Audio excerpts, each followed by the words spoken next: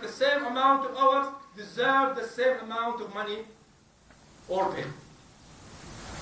Finally, a break occurred in 20th century of basically all which is understood from the Western tradition, coming from the later feminist movement which appeared after the Second World War. A new movement called for the liberation of women, not only in terms of legal rights, but it also questioned some of the morals of society and called for greater sexual freedom for women and men alike.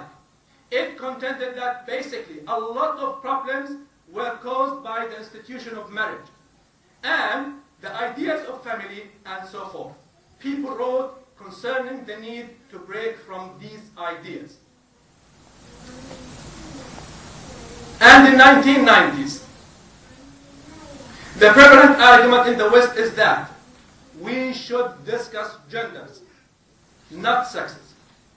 This idea was expressed in a book which came out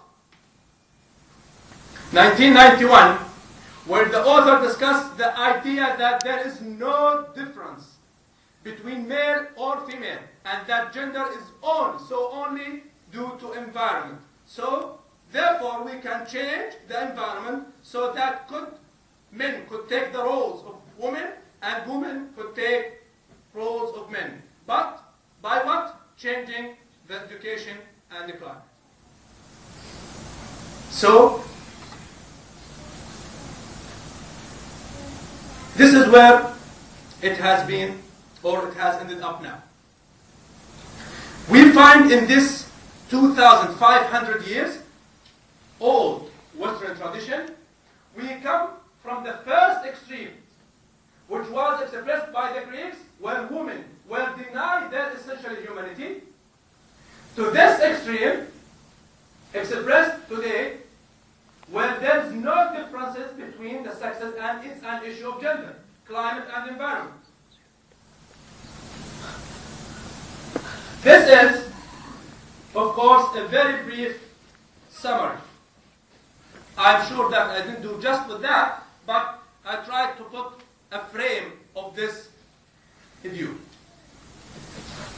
Let us move now into the Islamic point of view, how Islam looks at women.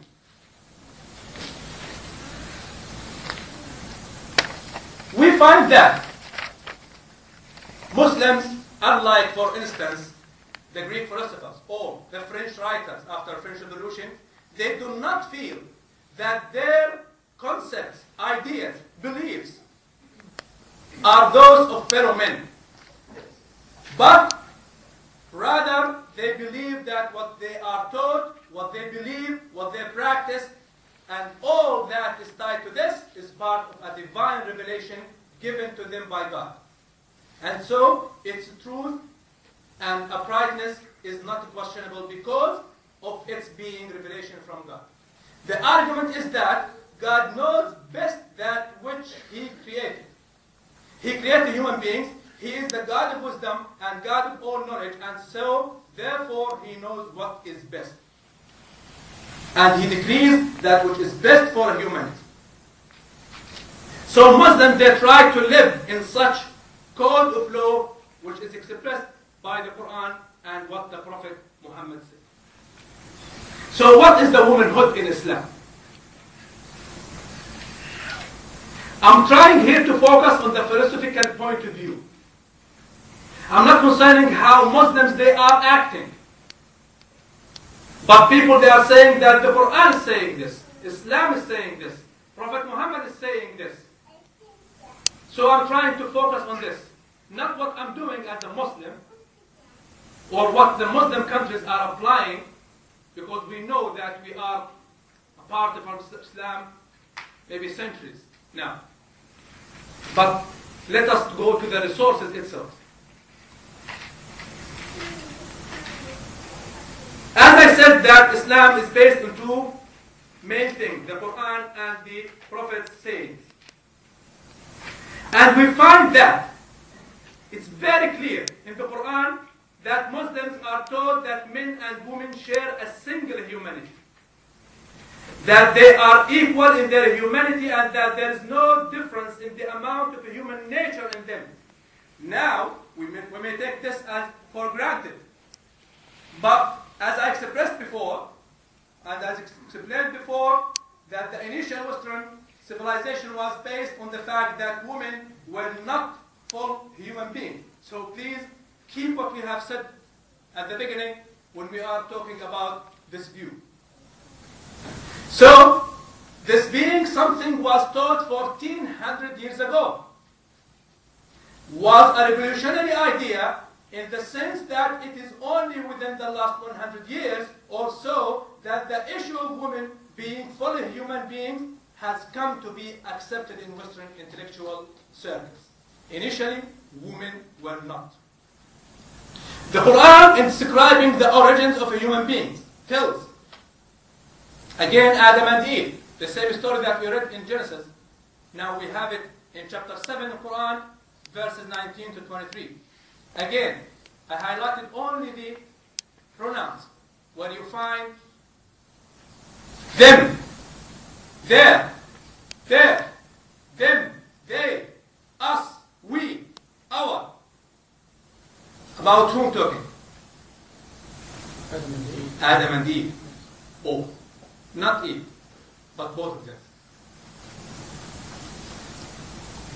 Again, O mankind, be dutiful to your Lord, who created you from a single person, Adam, and from him he created his wife, Eve, and from them both he created many men and women. And fear Allah, through whom you demand your mutual rights, and do not cut the relations of the wombs. Surely Allah is ever over you. Again, the verse next, O mankind, we have created you from a male and female, and made you into nations and tribes, that you may know one another. And what we do know, what we do now actually, is this, applying this verse. That we are trying to know each other. We are human beings, different races, different language background, doesn't matter, but we know, and we should know each other. The most honorable of you with Allah is that the believer who has at-taqwa, the pious. Verily Allah is all-knowing. This verse, and these verses all, in the Quran teach that the humans come from a single male and a single female. The indication here is that the male and female in terms of their human nature are at the equal level. Likewise, another verse that we have learned before. This is mentioned in the chapter 4, the first one, for example, which is by the title of women. The whole chapter dedicated to women. All issues of women, you will find it there. So here again, the issue of men and women and all human beings coming from a single source, single family, single set of parents. This shows that women share in full humanity with men. Moving on to Prophet Muhammad, what did he say about this issue?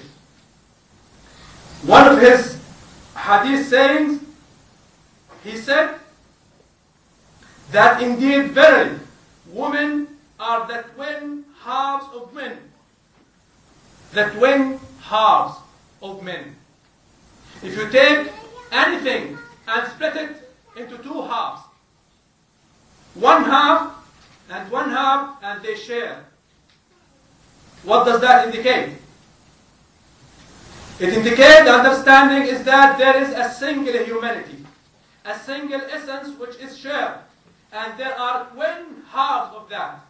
One is man and one is woman. This is repeated often in the Quran, and the words of the Prophet Muhammad also emphasize that. As I said, this is a very important concept to understand when one reflects on how traditional Western civilization looked at women as not being full partners and not sharing in humanity. Although now we might find this is not much surprise, but because it's a given perhaps that men and women are full human beings now, but this is something, it's late occurrence in Western traditions.